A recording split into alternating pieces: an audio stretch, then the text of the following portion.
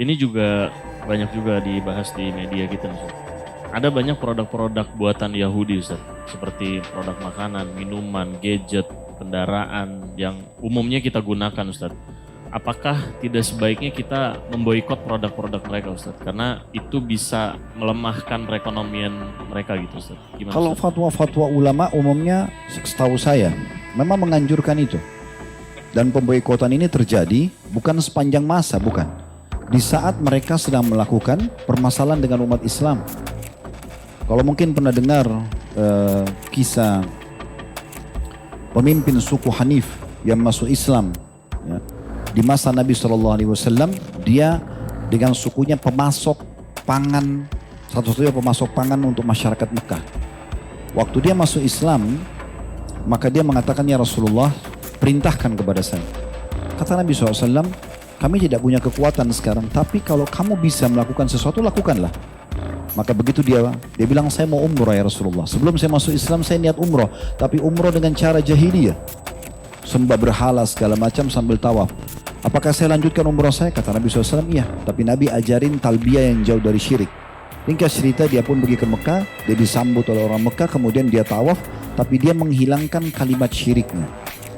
Karena orang Mekah dulu mereka mengatakan labbaik Allahumma labbaik, labbaik la syarika laka labbaik, innal hamda wan ni'mata laka wal mulk la syarika lak. Lalu ditambah dengan kalimat syirik, illa syarikan huwa lak tamliku wa ma malak. Artinya aku jawab panggilanmu dengan santun, ya Allah tidak ada sekutu bersamamu, sesungguhnya puji-pujian kerajaan hanya untukmu, tidak ada sekutu bersamamu. Lalu mereka tambah dengan kecuali sekutu yang engkau kuasai dan engkau miliki. Ini tidak boleh, berarti Allah punya sekutu. Tidak ada di sini.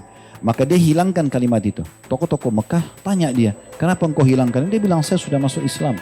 Akhirnya dipenjara dia. Waktu dia dipenjara, ditahan oleh orang-orang Quraisy, dia kirim surat ke sukunya, boikot semua pangan yang masuk ke Mekah. Waktu itu mereka tidak ada freezer, tidak ada wadah untuk menyimpan makanan kan. Maka makanan itu per hari atau per 3 hari, 2 hari banyak yang sudah rusak kalau tidak dimakan. Diberhentikan, dalam 3 hari saja Mekah habis semua, terboikot. Maka mereka pun minta maaf kepada orang ini. Orang ini mengatakan, saya akan maafkan dengan satu syarat.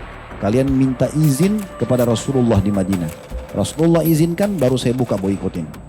Jadi akhirnya dikirim surat, Nabi SAW mengatakan bukalah boikot itu. Berarti di masa Nabi SAW ada pemboikot itu kan. Di saat terjadi permasalahan. Kalau kayak sekarang wajar umat Islam memboikotnya. Kenapa tidak? Dan kenapa tak khawatir dengan itu?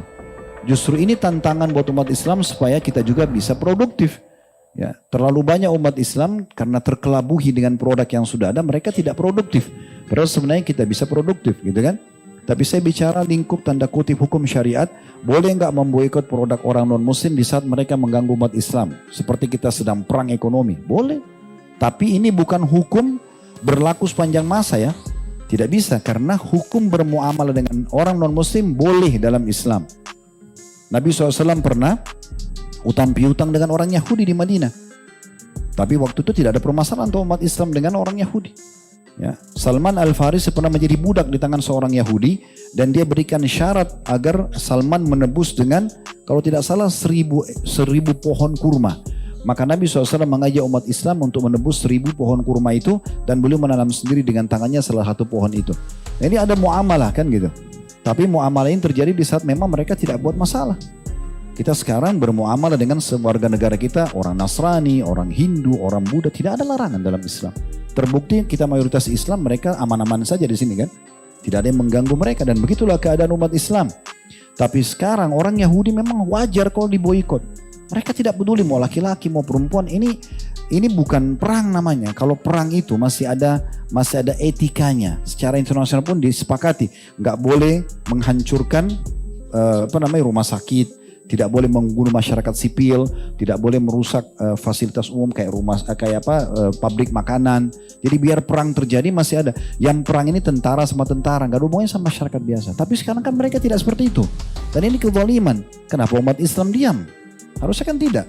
Jadi sangat wajar kalau terjadi pemboikotan sekarang. Minimal kita mulai dari diri kita sendiri. Produk yang antum tahu produk mereka jangan dibeli, selesai. Itu minimal yang antum bisa lakukan, gitu kan?